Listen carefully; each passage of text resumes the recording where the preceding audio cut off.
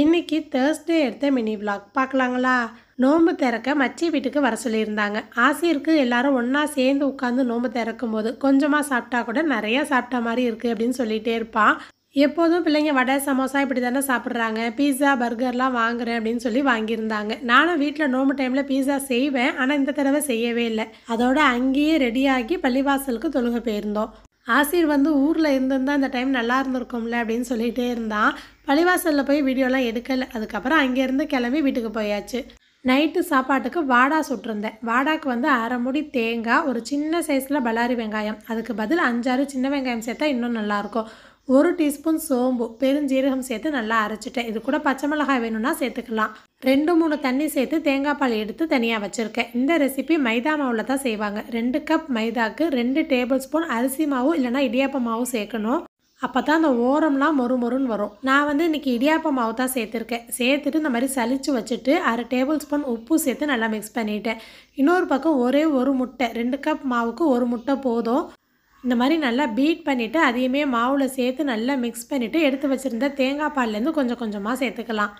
1 cup மாவுக்கு 3லேருந்து 4 cup தண்ணி அளவு. இந்த தேங்காய் பாலும் தண்ணியும் மிக்ஸ் பண்ணி தேவைப்படும். நான் முதல்ல எடுத்த தேங்காய் பால்லாம் சேர்த்து மிக்ஸ் பண்ணிவிட்டேன். அதுக்கப்புறம் கெட்டியாக இருந்த மாதிரி இருந்துச்சா, மறுபடியும் ஒரு 1 கப் அளவு சேர்த்துருக்கேன். மொத்தம் 5 கப் கிட்ட தேவைப்பட்டுச்சு. கட்டிகள்லாம் இல்லாமல் இருக்க இந்த மாதிரி கடைசியாக வடிகட்டி தனியாக வச்சிடணும்.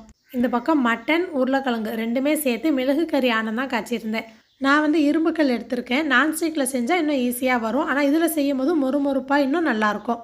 நெய், எண்ணெய் 2மே மிக்ஸ் பண்ணி இந்த மாதிரி தோசைக்கல்லில் தடவிட்டு அதுக்கப்புறம் வாடா சுட்டுற வேண்டியது தான். முதல் வாடா ஊற்றும் போதே தெரிஞ்சிடும். தோசைக்கல்லில் ஓரம்லாம் ஒட்டாமல் இருந்துச்சு அப்படின்னா மாவு திக்காக இருக்குன்னு அர்த்தம். இன்னும் கொஞ்சம் தண்ணி கலந்துக்கிட்டேன். மேலே ஒரு மூடி போட்டு இந்த மாதிரி திருப்பி போடாமல் எடுத்துடணும்.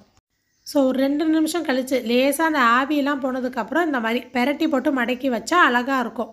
எனக்கு வீடியோஸ்லாம் பார்க்கும்போது தான் தெரிஞ்சிச்சு ஒரு ஊர்லேயும் வாடாங்கிறது வெவ்வேறு ரெசிபின்னு. ஆனால் எங்கள் ஊர் பக்கம் வாடானா இப்படி தான் செய்வோம். இனிமே என்னை விட்டுட்டு வாடா சுடுவியா அப்படின்னு இங்கே குட்டிமா கிச்சனையே 2 ஆக்கிட்டு இருந்தான். இன்னுமே நிறைய ஜாமானை எடுத்து போட்டு வச்சுருந்தா. ஒரு தடவை வாடா சுடும் போதும் மாவை நல்லா கிண்டிக்கணும். சுட ஆரம்பிக்கும் போது ஹை ஃப்ளேமில், அப்புறம் மீடியம் ஃப்ளேமில் வைக்கணும். அப்போ தான் கருகி போகாமல் இருக்கும். ஒன்றா நின்று சுடும்போதே தேங்காய் பால், அந்த பெருஞ்சீரகத்தோட வாசனைலாம் புகையோடு சேர்ந்து கமன்னு வரும். எனக்குமே 1-2 இடையில பிஞ்சு தான் போயிடும். அதெல்லாம் கொஞ்சம் அடியில் வச்சுட்டு நல்லதெல்லாம் மேலே வச்சு கவர் பண்ணிடுவேன். எங்கள் ஊர் பக்கம் பெருநாள் பசியாரனா பரோட்டா, வாடா, வடலாப்பம், கடல் பாசி இந்த மாதிரி தான் செய்வோம். உங்கள் ஊர் பக்கம் என்னென்ன பசியார செய்வீங்கன்னு கமெண்ட்டில் சொல்லுங்கள். ஆளுக்கு 2-3 வச்சு லைட்டாக சாப்பிட்டாச்சு. இதே மாதிரி இன்னொரு ஷார்ட்ஸில் நம்ம பார்க்கலாமா?